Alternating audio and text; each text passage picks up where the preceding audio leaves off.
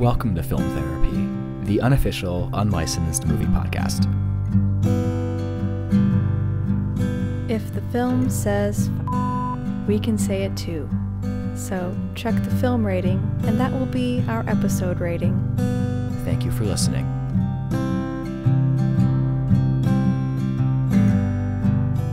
Welcome back to Film Therapy. Hello. Hello. Today, we're going to talk about Suspiria from 1977, the original, directed by Dario Argento, an Italian film director. And we're going to tell you all about it. It's going to be great. And by that we mean we're going to talk about it for 5 minutes and then go on tangents about other things. Yeah, probably.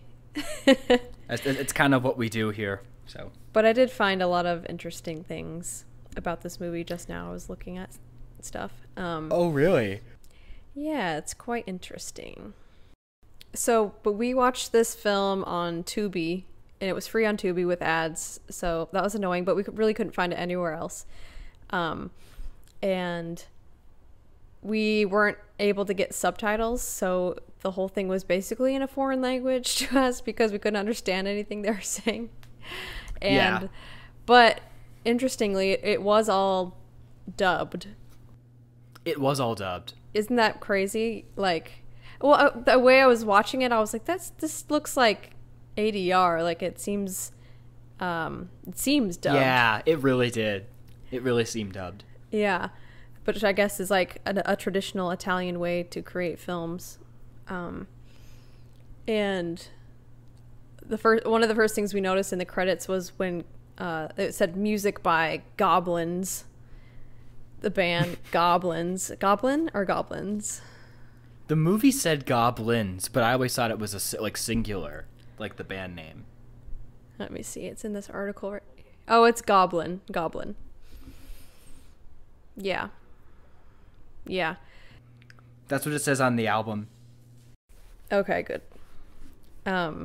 It's an Italian band, and they had a lot of the score done before they started filming, so they would blast the score on set, which helped really set the tone up for the movie. I can't imagine being in that environment with this music playing. I think it would help me be a better actor for sure. Get in the zone of this movie because it's just crazy. It's so crazy. I guess it was originally definitely acid trip inspired. Wanted to seem kind of psychedelic, and I know it was influenced by a lot of things, but Alice in Wonderland was one of those things. Mm-hmm. Okay, so the director, Dario Argento, was dating Daria Nicolodi, who was the co-writer for this. And so she was inspired by things like witches and the witchcraft, and had the story about her grandmother apparently was sent to a boarding school and discovered that black magic was actually going on and being practiced there. And so she told Argento that story, and he was like, yep, okay, we're gonna make a movie. I mean, that's the movie. Wasn't that awesome? I love that. Yes. No, that's really creepy though, honestly. Right? What kind of stuff? But in a cool way. Yeah. I would love to experience that. They should have just cast you in this movie. They should have. If you were alive in 1977, they could have cast you. They could have. Or Luca could have casted you for the new one. Right? Come on, man. But it is weird that they remade this movie because it's so stylistic and unique. Yeah. I don't feel like the new one really did that. So you have seen the new one? Yeah, I saw it probably close to when it came out, and I remember it being creepy and gory and weird. But I would have to watch it again. I think I'll want to watch it again after seeing this because this one was just so visually stunning and appealing. Mm-hmm. And I feel like the new one had more. It probably had more dialogue. I don't know. I don't remember exactly, but it didn't really stand out. I guess the stories are the same, you know. So there's that. Yeah, let's talk about the colors. Oh my gosh, the colors. This movie is honestly might be one of the most amazing visual experiences I've ever had. And I would love to see this in a theater with good sound where I can hear what the actors are saying. Yeah. And the music and the visuals just overwhelming you, like that would be amazing. And I love the use of just all the just the colors and the lighting and the shadows is just all so effective. And I feel like Edgar Wright was definitely inspired by it when he made Last Night in Soho, because that movie has a lot of similar lighting in certain sequences. Yeah, we were definitely like, yeah, this gives us Last Night in Soho vibes right away. Yeah, yeah. And I loved all the backdrops and the set design. It was very a caricature of a set, really kind of thematic and theatrical, and just so much texture. Like there was not a bare wall. The wall was always made out of something crazy or had a weird pattern on it. It just gave you all the more to look at and to feel, because like some of it was blue velvet, and you can just kind of like feel that. Yes, the blue velvet. No, but this is truly a great example of atmospheric horror. I just love how the place feels like supernatural but also lived in, and how like the school or studio or whatever they're in is kind of like slightly warped. It's almost like a German expressionism kind of feel in a way, even though it's totally its own thing. Like that's so cool. Definitely. I love the indoor pool and them, like the view of like the bird's eye view kind of us looking down on them when they're in the pool. Yeah, that was really cool. There's something about indoor pools. Yeah, they just like really put you in a specific time and place. Just because, have you ever seen one or like been to one like that in an old building? I feel like I have, but I cannot remember where it was for the life of me. I don't. Not in an old building, but I've seen a lot of indoor pools throughout my life. Yeah. Like the ones with the balcony is crazy. Yeah. And like tile.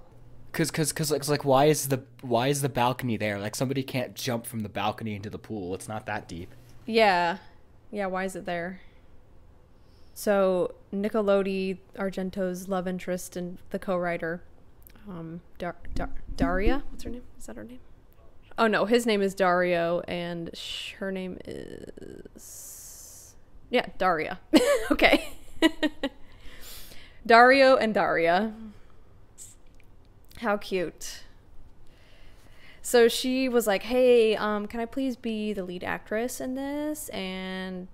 But then they made a decision to cast an American actress to get, more visibility, and,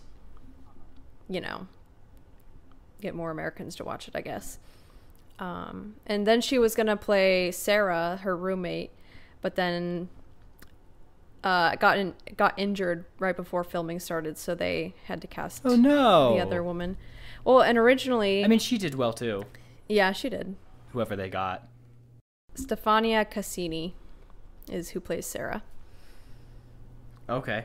But Daria Nicolodi is in a cameo right at the beginning when Susie's coming out of the airport. Daria is like holding a bag and wearing a red blouse. So she's in there a little bit, not the kind of screen time she wanted, I assume, but she's in it. Darn. Well, too bad for her. Too bad. Yeah, so the actress who plays Susie, her name is Jessica Harper, and she does a really good job in this. Because a lot of it is just visual, like even just like yeah, there's dialogue, but I mean, we just kind of proved honestly that you can just watch this movie without it, with like just the sound, not even the mixing being that great, and you can just live off the music and the visuals and and you know, like the visual acting, you know, like all the expressions and stuff like that. Definitely. Yeah. There's another movie she's in called Phantom of the Paradise, and that one I've always been curious about too. Okay. Is that also in the 70s? Yeah, that was like 74, I think. Because what I've heard is that it's slightly, it's kind of like Rocky Horror, but it came before Rocky Horror. So I think it's like 73, 74. Which, ironically, Jessica Harper was in the sequel to Rocky Horror as Janet, so... Which is the only other movie I've seen her in, so it all connects. It all connects. To be clear, Suspiria is way better. Yes. I would hope so. I was gonna say, what do you? I don't know if I didn't know if you'd seen that or not. I was like, what are you talking about? How do you? Nope, know? I don't know. But I imagine Suspiria would be better. Just go watch the trailer. It's quite an experience. Oh boy. That's a movie where my opinion of it has like greatly varied over the years, because the first time I saw it, I was like, what the hell is this? Because I watched it right after I watched Rocky Horror, because I got like the DVD, it had like both of them in it, and then I was like, oh, okay, this is like part 2, because that's what the back of the DVD said. And then I popped it in, and I'm like, this is so different. What is this? And then so I'm like, I never want to watch that again. And then I think I watched it at like, out of all the times I watched, out of all the places I could have watched it, I watched it at like a sleepover or something with other people. Oh boy. Because somehow that was the movie that got on the TV. And then I remember just being like, why are we watching this? But then, and then like a few years later, I thought about it, and I'm like, maybe I'll watch this again. And then I did, and then I found a bit more enjoyment in it, but like there's not a lot of story to it, and it's like, it's by the Richard O'Brien, like the music is, who did Rocky Horror, obviously. And like some of the music is pretty good, and then some of it I'm just like, I'm not really into this as much. But also there's no Tim Curry, so automatically that's like, you know, bumps it way down. So it's not a bad movie, but it's not like, it's not great. You know, definitely not on the same league as Rocky Horror, but like, you know, that's kind of hard to follow. But anyway, Suspiria. Wait, one more question. Are there other Rocky Horror sequels? No, there's a lot of unproduced ones. They were gonna make one right after with like the most of the cast coming back. Then they ended up and didn't do that for one reason. I spent like some time a while ago like really delving in and finding out all the reasons and everything. But because Rocky Horror was initially a stage production, and you know, and then it became the movie. Right. Yes, there was an original sequel called Rocky Horror Shows His Heels. It was going to be a direct sequel, which has Tim Curry's character Frankenfurter be resurrected. Oh boy. And then the director was hesitant to make it because it was about the same. He didn't want to make the same movie again, and some of the cast might have been unavailable. So then Richard O'Brien began to work on another project called The Brad and Janet Show, which became Shock Treatment. And then there was another one that Richard O'Brien talked about called Revenge of the Old Queen, where it took place in Transylvania, and focused on Frank's mother seeking revenge against Riff Raff for killing her son. Oh my god. It says additionally Janet would have an illegitimate son, and Bragg would have died after being a go-go dancer in Las Vegas. And I'm like, what the fuck is that? That sounds terrible. Sorry, that sounds awful. Like the first one, sure, fine. If they want to make a sequel, cool. But like that other one sounds awful. Yeah. Because like Tim Curry wouldn't be in it, and then like it's like why would you make it anyway?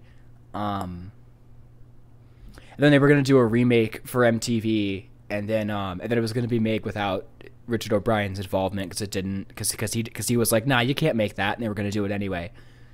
And then eventually they ended up making the TV movie on Fox, directed by Kenny Ortega, which Tim Curry is in. He plays the guy. He plays Charles Gray's original character, where he's like the guy sitting in the chair telling the story. Okay. So they made a new one, and so it's basically a remake, and that's what that's what it is. And I'm just like, I don't think I need to see that. Yeah. Probably not. There's also a video game of Rocky Horror. It's for the Commodore 64.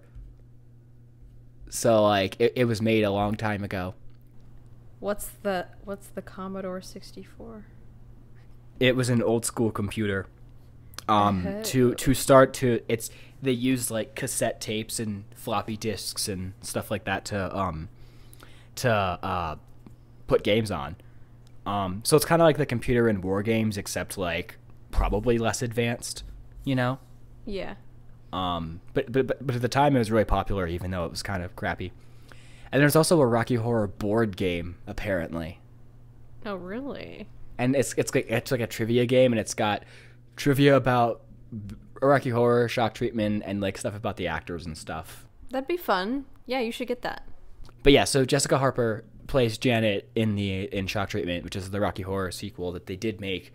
And it's not really that great, but like if you're curious, I'd say go watch it. But watch Suspiria first, because it's like much more visually pleasing, and it's much more like I think it's just more like a good vibe because it's got like the Halloween kind of vibes to it, you know? Yeah, definitely. I remember there was one part in the movie where we were like really confused because they're like, oh, the headmistress will talk to you, and we're like, wait, we thought you were the headmistress. Oh yeah. Or something. I don't know what they said. And I still don't really know who was who. Oh, the directress. The directress. Yeah, the directress. And I'm like, I've never heard that word before. It's interesting. Me either. But we kind of just assumed it was one of the powerful ladies, who was maybe like the witch. I think so. Originally, Argento wanted the film to be with younger girls, like ages 8 to 10. But then after talking to like a lot of producers and people, they thought that wasn't such a great idea for a horror movie at this time. So they ended up making the characters like late teenagers. But something that stuck was like if you apparently look in the rooms, the doorknobs are much higher than where they should be for like a normal adult, to kind of like portray like the childish fairy tale Alice in Wonderland type vibe to the story. I love that. I love little details like that. Yeah, I think that's really cool. I really love how in the climax of the movie, how she like sees like a dead version of herself, basically. Susie does. And I'm like, that's just such a creepy visual, and it's so awesome. Oh, wasn't that Sarah though? Oh shit, was it? I thought it was, because when she was like spying on the witches, she turns around and she like bumps into like Sarah's body, and then I thought it was Sarah coming from the wherever chasing after her. Oh, maybe it was. That was so scary. Despite my apparent lack of understanding of what was happening, I really loved that part too. I mean, that definitely is cool if it is like a dead version of her too, because that's terrifying. I mean, that's how I saw it. I could be very wrong, but that's just how I saw it. I don't know. And it's funny because there were some shots of like the curtains over the bed and such, and that reminded me a lot of Rocky Horror, because there's shots in that look like that. Yeah, when she's like hearing the weird snoring. Mm-hmm. Yeah, that was weird. It was so nonchalant though, like her first day she gets there and they're like, oh, just so you know, somebody was brutally murdered last night, but don't worry. And we didn't let you in for some reason. Yeah, we're excited to have you. Let's get started. So this is the first in what Argento refers to as the Three Mothers trilogy. And the second one is called Inferno, released in 1980. And the third one is called The Mother of Tears, released in 2007. And I definitely am curious to see Inferno because it looks really cool. Yeah, I'm definitely going to try to watch that. I love that there's like a story of like the three mothers, the three mother witches, and this is just the first in that series. I'm not sure how much they all will connect, but just that idea to have like an overarching idea for a trilogy is awesome. Yeah, totally. I love it. And you can say anything with a witch in it and I'm there, so. So this was the last film to be processed with 3-strip Technicolor, like how Wizard of Oz was. Wow, I did not know that. It was actually like kind of going out of style in the 60s, but Argento really wanted to use this to make the colors like look crazy. Oh, I'm so glad he did. And this says here that, okay, so I was reading up about Technicolor, and so like the basics of film color is red, green, and blue, right? And then the colors that are in between those are the cyan, magenta, and yellow. So it's like they first take negatives from the Technicolor camera, and then they put those together to create the receiver film, blank film, and then they print off like a topographical thing on top of the film that shows where the reds, blues, and greens sit, and then on top of that they put the cyan, magenta, and yellow to kind of bring out all of the color. Okay. Which is crazy. Like, what? How do you even... So, like, the bottom strip is the film, and then layered on top of that is the red and green and blue, and then on top of that is the cyan, magenta, yellow one? I think so. It starts off with negative images. Yeah, red negative, green negative, blue negative. And then that turns into, like, a red topographical thing, a green topographical thing, and a blue. And then the way that the blue... or the cyan, magenta, and yellow are laid on top is like a gel. He did use the gel in the Technicolor strips, but just on set, instead of using gels on the lights, he would use fabric. I love that. Dark fairy tale world. That's cool. I know, it's I love the story. I love the visuals. I love the music. It's just really, really well done. Yeah. And it's like somehow like super minimal, but also like so effective at the same time. I don't think I realized it was going to be as horror-y as it was. I'm thinking the remake is less horror-y, more psychological, more trippy. Oh, interesting. I figured this one would be more psychological and that one would be more like gore, Yeah, if I'm remembering correctly, but I don't know. I can't say for sure. There's like this one scene I'm remembering.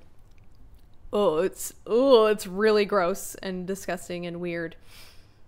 Is it when the worms are in the food? No, but I hate that. Ugh, I loved that. That was so cool. Nasty. They she finds like one worm and then she looks up and then there's like so many and they're like covering the ceiling and it's just like it's just such a cool visual. It's so creepy.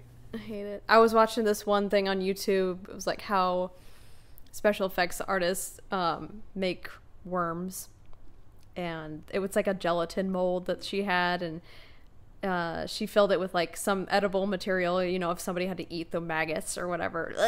Yeah. Gross. They just jiggled around. Wait, were they real maggots then?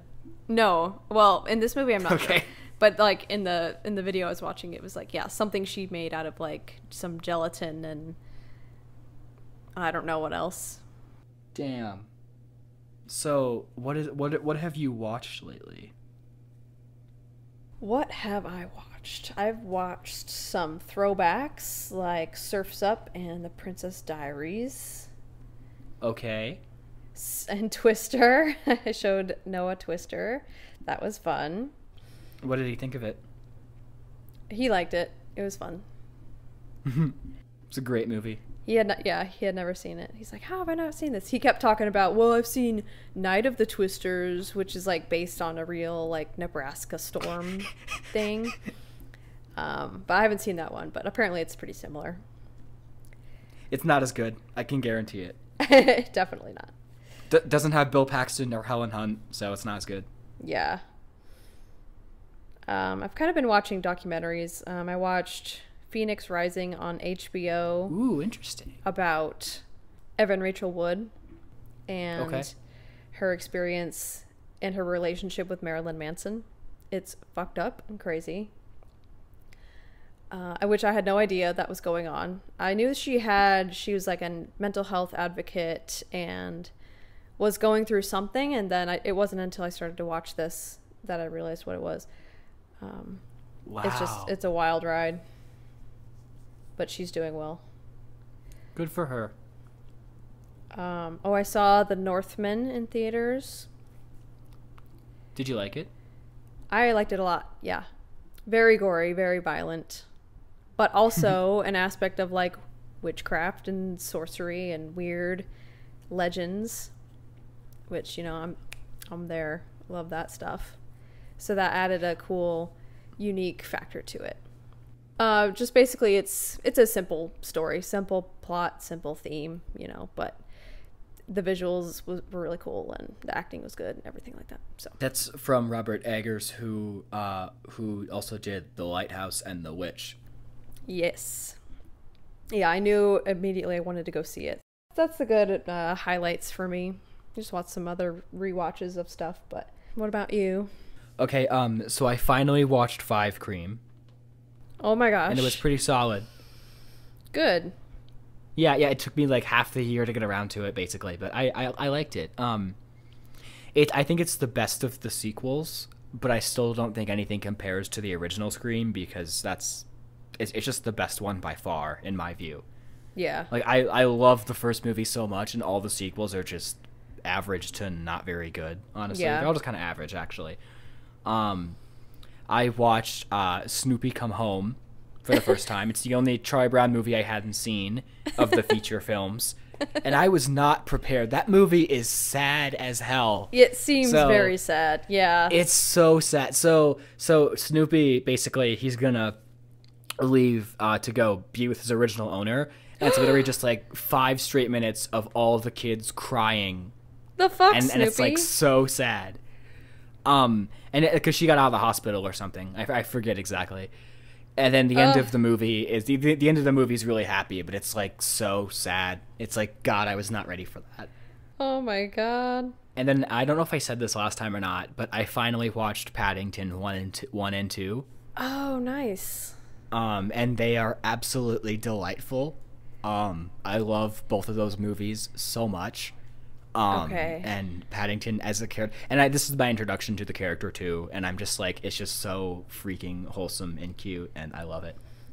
I need to see those. I think there was a joke about Paddington. We were watching a stand-up and somebody made a Paddington joke, and I was like, I should watch those movies. Where did you watch them?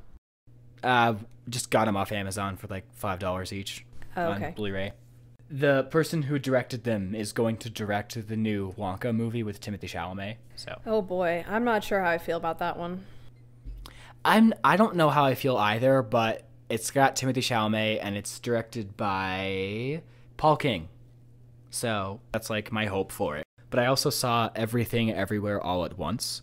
It's good. I liked it a lot. It's so amazing in a lot of ways. It's actually like really heartfelt, and it's a really creative concept. And the acting is really great. And then speaking of multiverse movies, I also saw the new Doctor Strange in the Multiverse of Madness. Oh, how was that? It was good. There was only 2 reasons I wanted to see it. Actually, 3 reasons. One, because Elizabeth Olsen is in it, and she's great as Wanda. Because it's directed by Sam Raimi, one of the greatest filmmakers ever. And also because the Avatar 2 trailer was playing before it, so Toon and I actually went and saw it in IMAX 3D. Oh. And the Avatar 2 trailer got me hyped. I'm so excited for that movie. Yes, that's going to be sweet. I'm here for James Cameron. You can make all 4 sequels. I'm down. I'll watch all of them. When you've made Terminator 2 and Aliens, 2 of the best sequels, like pretty much universally agreed, like 2 of the best sequels ever. True. Generally speaking, then take your damn time. I mean, the reason why it took him so long is because they were writing 2, 3, 4, 5 all at once, and now they're gonna come out every 2 years. So, Yeah. Which you might already know that, but if somebody listening doesn't know, then there you go. Doctor Strange was solid. I liked it. I've given up on, like we said a long time ago. I'm only picking and choosing what I want to watch from the MCU. And the big reason I watched this one was because it was directed by Sam Raimi, and the directing is so great. Like the visual style, it's like he's still got it. You know, Sam hasn't lost it. And there's Bruce Campbell cameo, and that's great, of course. And because they're like best friends in real life, so he's in every movie of his. Oh, cool. And because, you know, he's the main star of Evil Dead, and he's in all 3 Spider-Man movies, and you know. But anyway, the movie was solid. The visuals were great, and the characters were good. I'm just like a bit. I'm kind of just moved past the point of really caring about watching Marvel movies, except for, like, you know, Spider-Man No Way Home and Guardians 3 and that kind of thing. So there's some coming up I do want to see. I do want to see the new Thor just because Taika's making it, and because Natalie Portman's back. When is that one coming out? June or July. Okay. Also, it has the Guardians in it for a little bit, and I'm like, that's cool. Yeah, that's fun. Have you seen both Guardians of the Galaxy movies, Maddie? Yes. Did you enjoy both of them? Yeah, I did. July 8th is when Thor comes out. Okay. Yeah, I really like both those movies, especially the second one, and my roommate is like a huge fan of both of them. So like watching, I don't know when it was when we watched Guardians 2. I think it was before Endgame came out, but when like we watched it, he was just like pointing all these things out about like little details and stuff like that, and it just gave me a whole new appreciation for it. Yeah. And it's in my opinion, it's one of the best MCU movies. Yeah, I would agree. I love the music and the soundtrack. Oh god, the soundtrack. I have the first soundtrack on vinyl, and it's so great. Me too. Hey. That's great. I love that. I guess the last thing is I had not seen anything of Wallace and Gromit, and we watched all of Wallace and Gromit stuff. There's 4 shorts, a feature film, and then like a couple like ads and stuff like that. So. Oh really? Yeah. Mm-hmm. That's fun. Did you like it? I would say I liked it overall. Yeah. It's not like my favorite thing, but I still enjoyed it. My roommate in college had rats named Wallace and Gromit. That's awesome. They were cute. That's great. So what are we watching next? If we could find it, I'd say we should watch RRR, because that's the greatest film of all time. Oh shit. And if you haven't seen it yet, you gotta watch it. It is so great. Like, I'm not even being hyperbolic. Like, Tu and Jarrell went to go see it, and then I was doing something with Emily, I think, I don't know, or I was working or something, and then they came back, and then Tu was like, Jake, this is like the greatest thing ever, and then I'm like, okay, I'll take you at your word, but like I'll decide when I see it. And then after seeing it once, I'm like, yeah, that's the greatest thing ever made. That's awesome. It's like Bollywood, right? It's actually Tollywood. Yeah, it's a Telugu language movie. Oh. I'm just going to describe... I just want to describe the beginning of the movie. Like, just set the movie up, so if somebody wants to see it, they can watch it. Because I feel like I have a job to spread awareness about this movie. So it's insanely over the top in all the best ways. So... So it starts off with this little girl gets taken from her village forcibly by colonists, English colonists. And so the tribe sends this man. He's like the strongest man on earth, and his name is Beam. And the first time we see him, he's like fighting a tiger. And that's what he does for training, to get himself strong. And then the second guy, his name is Ram, and then he goes through a crowd of like 200 people just to get his one man that he's trying to get. And he's working for the colonists. And they don't have any descriptions of Beam, but they're saying, okay, you have to go get this guy because he could be a threat. So Ram and Beam are like going to go after each other because Beam has to go save the little girl and Ram has to stop him because that's like their jobs. They end up meeting there's this kid that's like drown, like he's gonna like drown and the water's on fire. So they do the most like epic way of like they both like swing down off this bridge and like save this child, and then they become like best friends immediately, and they don't know that like they don't know that they're like meant to be rivals. You know what I mean? And then there's a lot more that happens. Like, Beam meets this girl, and he has like it becomes a rom-com for a while, and then it becomes a giant musical, and like the dances are. I'm just gonna send you the one dance because it's amazing. We'll probably put it in the description too. But okay. then when I saw this scene, I'm like, this is the greatest thing I've ever seen in my life. And I'm being hyperbolic, but I'm also being serious. Like I'm being dead serious. There's an entire like when they become so actually everything I described except for the rom-com stuff, that's all before the title, because the title of the movie doesn't drop until like 45 minutes in. It's amazing. What? And this movie's like 3 hours, and there's an intermission, my God. and then it's literally the most over the top insane thing ever. Love that. For context, the scene I sent you, so one of the guys is trying to get with the girl, and the other guy's like being his wingman, and then this one like jerk is like, hey, I can dance better than you guys, and then they just prove him wrong, and it's like and then when they started dancing and when it became like a full-on musical, I'm like, this is the greatest thing ever. That's awesome. But yeah, so if I didn't talk about that movie last time, I'm talking about it this time, and I'm going to talk about it I'm going to at least try to reference it every episode, so whoever's listening can go see it, because everyone needs to see it, and it needs to be on Blu-ray so it can sit in my living room and I can like watch it over and over and over, because it's amazing. That's awesome. I'll have to watch it. Yeah, so thanks for listening to this episode on Suspiria. Next time we will be watching I think it is by Kurosawa. It's a movie called Dreams. It was either his last feature or one of his last features. And I have never seen a Kurosawa film, so I'm really excited to see one. Shit, have I seen one? I haven't seen Seven Samurai or Yojimbo or anything like that, so Rashomon. Yeah, so that's what we'll be watching next time is Dreams. So that'll be a really interesting discussion. Where can we find it? We have to rent it. Okay. But it's on Vudu, Amazon, YouTube, so. Okay. Yeah, I've never seen any of his movies. No, this will be fun. All right, I'm excited. So thank you for listening, whomever you are.